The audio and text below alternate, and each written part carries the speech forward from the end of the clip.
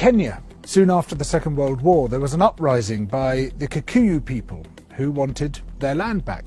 The Kikuyu were herded into concentration camps and fortified villages, almost the entire population of over 1 million people. People were systematically tortured to death. They invented a new kind of pliers whose purpose was first to crush men's testicles and then to cut them off. They raped women with bayonets.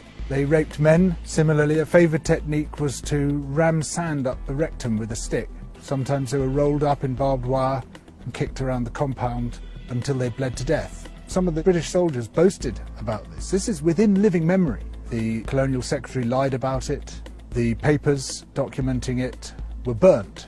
The impact of the rich and powerful nations has been so phenomenally murderous and destructive that it has been completely airbrushed from our national consciousness.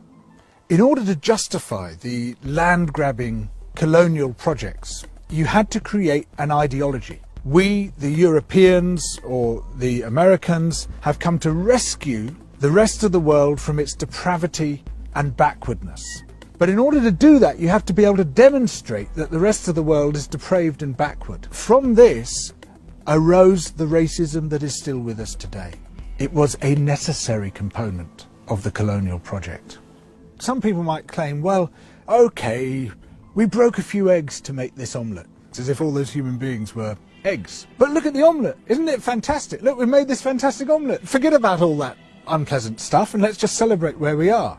Where we are is a continuation of the project. We commodified people's land and people's labour and turned it into our property. We're also destroying the rest of the living world alongside it. We don't have to be like this. We are the same human beings as anybody else. We're all part of the same big human family. We just have to recognise that, accept that. And of course, within Western countries, there are plenty of brilliant people resisting colonisation, both internal colonisation within our own countries and external colonisation of other people's countries. These are the voices which must come to the fore, those who emphasise altruism and kindness and generosity and empathy for others, those who recognise that skin colour and any other difference of language, of religion, of background is completely irrelevant by comparison to what we share, which is our humanity. Now more than ever, we need alternatives to the billionaire media. We need people who are not afraid to confront wealth and power, who will speak truth to power, who will call out the things that wealth and power do to everyone else. So please support Double Down through Patreon. It's your support which will allow this alternative media to thrive.